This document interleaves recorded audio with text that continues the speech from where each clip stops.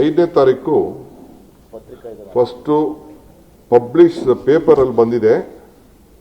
ಈ ರೀತಿ ಮೂಡಾಲಿ ಸ್ವಲ್ಪ ಅನೇಕ 4,000 ಕೋಟಿ ರೂಪಾಯಿ ಸ್ಕ್ಯಾಮ್ ಅಂತ ಇದೆ, ಇದ್ರ ಬಗ್ಗೆ ತಮಗೆ ಡೀಟೇಲ್ ರಿಪೋರ್ಟ್ ಕೊಡಿ ಅಂತ ಕೇಳ್ತಾರೆ. ಅದಾದ ಮೇಲೆ 15ನೇ ತಾರೀಕು 7 ರಜನೀಶ್ ಗೋಯಲ್ ಅವ್ರಿಗೆ, ನಮ್ಮ ಚೀಫ್ ಸೆಕ್ರೆಟರಿಗೆ 15ನೇ ತಾರೀಕು 15/7 ಗವರ್ನರ್ ಅವರು ತಿರ್ಗಾ ನಮ್ಮ ಚೀಫ್ ಸೆಕ್ರೆಟರಿಗೆ ಒಂದು ಪತ್ರ ಬರೀತಾರೆ. ಏನಂತ, ಈ ಥರ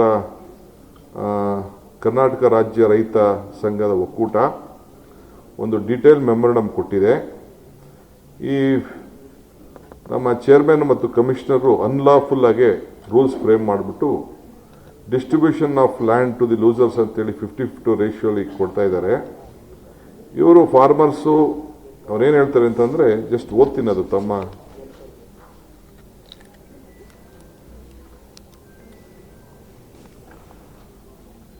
ರಾಜ್ಯ ರೈತ ಸಂಘಗಳ ಒಕ್ಕೂಟ have submitted a detail memorandum to the honourable governor about the irregularities in allotment of sites by Muda Urban Development Authority, Mysore. Also, the chairman and the commissioner have unlawfully framed rules for distribution of sites to the land losers on 50-50 ratio.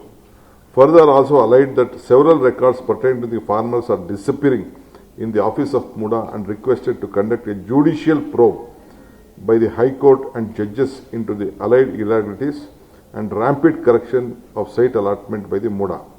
The said memorandum is attached herewith for further necessary action in accordance with the law. Since the matter is become very serious, sensitive, it is directed to look into the matter and to submit the detailed report in this regard at the earliest ಅಂತೇಳಿ governor ಸಾಹೇಬರು ನಮ್ಮ chief ಸೆಕ್ರೆಟರಿಗೆ ಪತ್ರ ಬರೀತಾರೆ. ಅವರು detail ಆಗಿ ಇದ್ರ ಬಗ್ಗೆ enquiry ಮಾಡಿ, ಮುಖ್ಯಮಂತ್ರಿಗಳು ಕೂಡ ಇದ್ರ ಬಗ್ಗೆ ಗಮನಿಸಿ, ಇದನ್ನು ನಾನು ಗೌರವದಿಂದ ನಾವು ನೋಡಬೇಕಾಗ್ತದೆ. ಘನವತ್ತ ರಾಜ್ಯಪಾಲರು ಇದಕ್ಕೆ ಕೊಟ್ಟಿದ್ದಾರೆ ಅಂತೇಳಿ ಇನ್ನೇ ದಿನನೇ ಅವರು ಒಂದು ಜುಡಿಷಿಯಲ್ ಎನ್ಕ್ವೈರಿನ ಆರ್ಡರ್ ಮಾಡ್ತಾರೆ. ದೇಸಾಯಿ ಅನ್ನೋರ, ನಮ್ಮ PN ದೇಸಾಯಿ ಅವರ ಮುಖಂಡತ್ವದಲ್ಲಿ ಹೈಕೋರ್ಟ್ ರಿಟೈರ್ಡ್ ಜಡ್ಜಲ್ಲಿ ಮಾಡ್ತಾರೆ. ಅದಾದ ಮೇಲೆ ಅಬ್ರಾಮ್ ಅವರು 26ನೇ ತಾರೀಕು ಕೊಡ್ತಾರೆ. ಅವರು ಕೊಟ್ಟ ದಿನನೇ ಕಂಪ್ಲೇಂಟ್ ಕೊಡ್ತಾರೆ. ಕಂಪ್ಲೇಂಟ್ ಕೊಟ್ಟ ದಿನನೇ ನಮ್ಮ ಚೀಫ್ ಸೆಕ್ರೆಟರಿ ಅವರು ಕೂಡ ಅವತ್ತು ಕಂಪ್ಲೇಂಟ್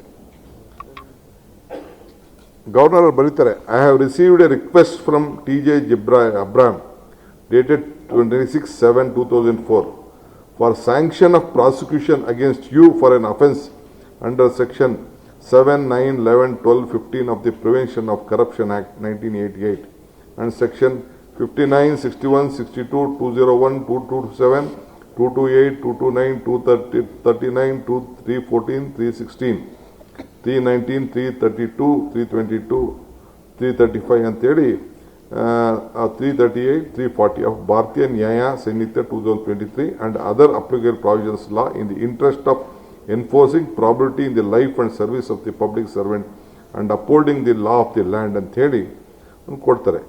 ಅವರು ಅದಲ್ಲದೆ the petitioner has further submitted an addendum on the same of the circular for the High Court of Karnataka and an offence order for the Central Vigilance Commission and copies enclosed.